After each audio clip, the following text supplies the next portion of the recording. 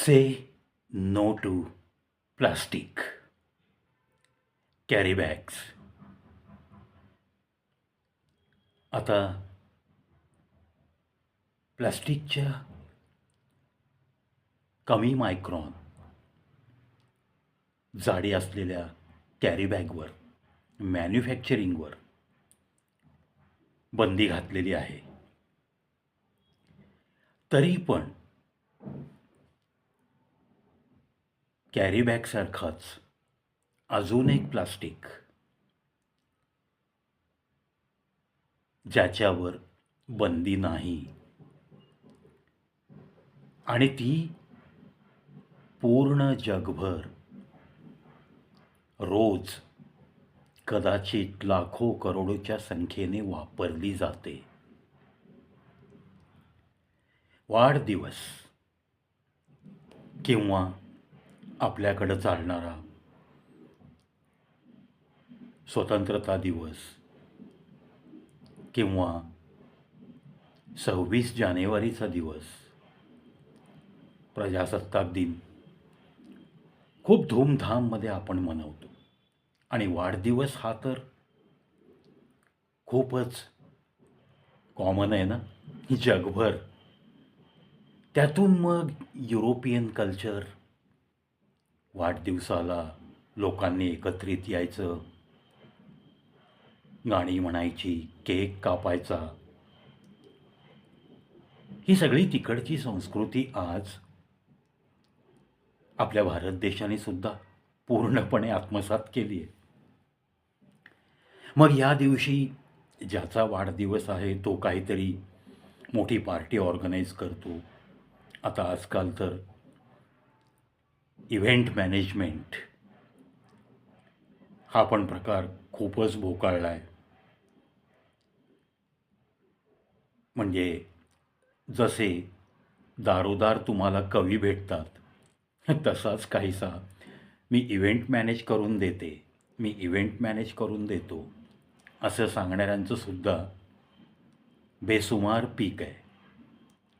मग अशा लोकांचं फावतं आणि मग ते स्टेजचं डेकोरेशन, मग त्या सत्कार मूर्तीचे फोटो, त्याच्या अवतीभोवती रंगीबेरंगी फुगे.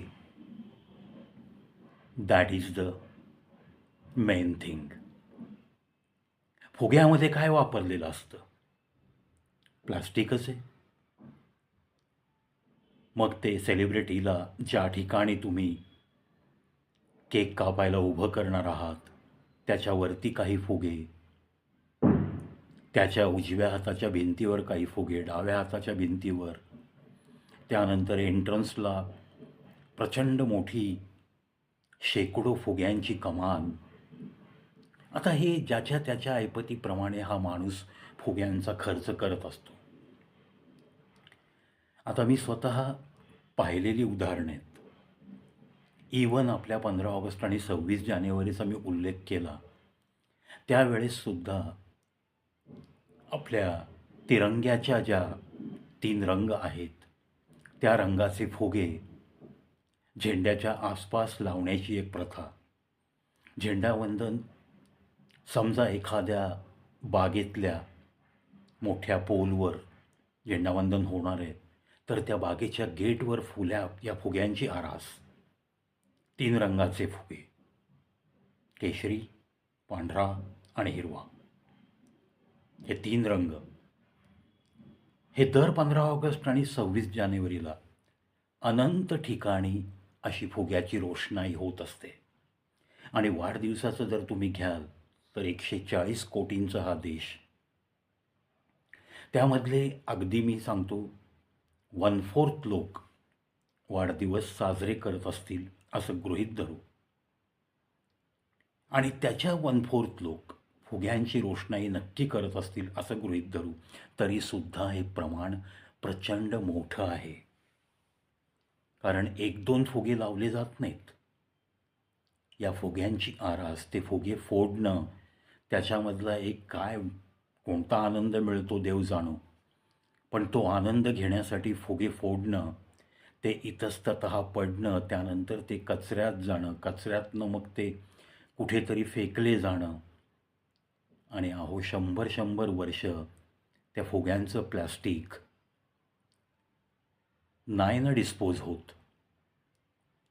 किंवा मग बारीकसे ते फुग्यांचे तुकडे कुठेतरी उकिरड्यावर पडतात. तिथं मग काहीतरी अन्नाच्या शोधात येणारे मूक प्राणी त्यांना मिळालेल्या खाद्याला चिटकून हे फुगे त्यांच्या पोटात जातात. त्यांच्या पोटाच्या सर्जरी न होता ते अकाली मृत्यूला कवटाळतात. वाहत वाहत ते कुठेतरी नदीपात्रात जातात. नदीपात्रातून ते समुद्रात जातात. समुद्रातून ते माशांच्या तोंडात अडकतात. त्यांचाही सुद्धा त्या कोळ्याच्या जाळ्यामध्ये सापडण्याच्या आधी मृत्यू होतो. असे अनंत प्रकार या फुग्यांमुळं पर्यावरणाचा ऱ्हास होणाऱ्या घटना सतत घडत आहेत. कारण काय झालंय की कॅरी बॅगवर जरी बंदी असली तरी या फुग्यांच्या बाबतीत प्रशासनाकडनं कोणताही निर्णय झालेला नाही. कोणतेही नियमाची अंमलबजावणी करण्यासारखा कायदा त्यांनी अस्तित्वात आणला नाही. त्यामुळे या फुग्यांचा वारेमाप वापर सर्रास सुरू आहे.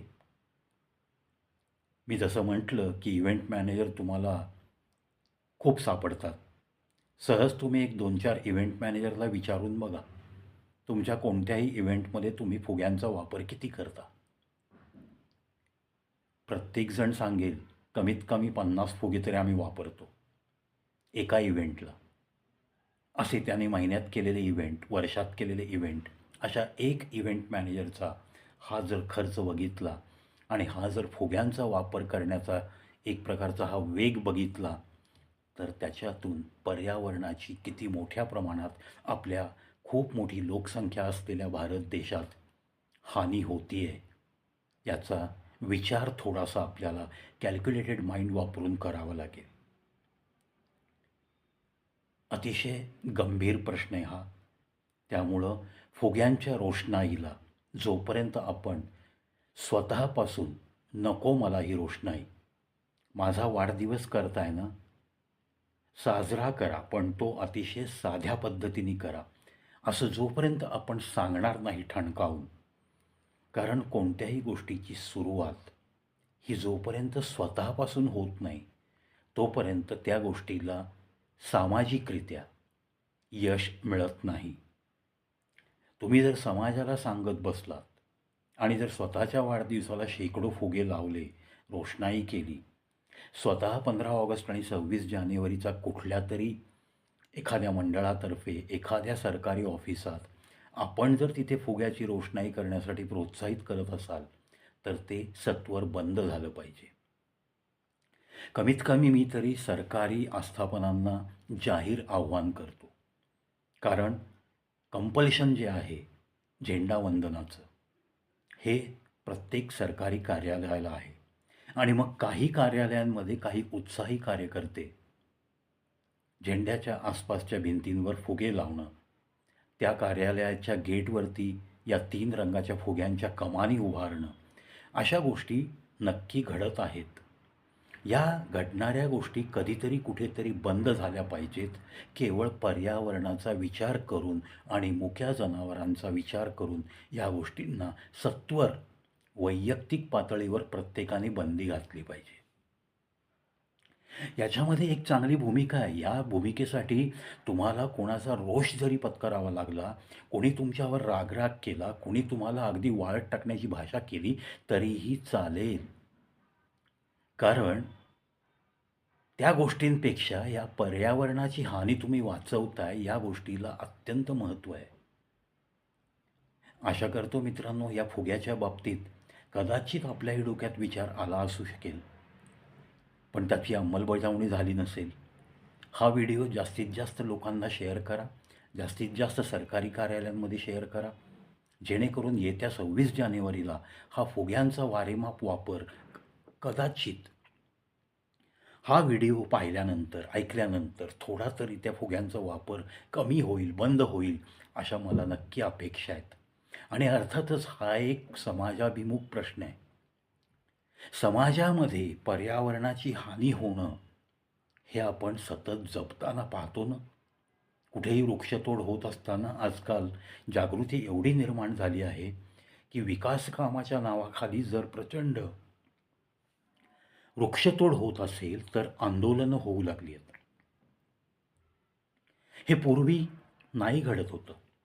म्हणजेच ही जागरूकता जशी वाढत चालली आहे तशीच या फुग्यांच्या बाबतीत वाढली पाहिजे आणि यासाठीच या व्हिडिओचा हा एक छोटासा खटाटोप. पाहत राहा, ऐकत राहा. कवी प्रवीत शो यूट्यूब चॅनल.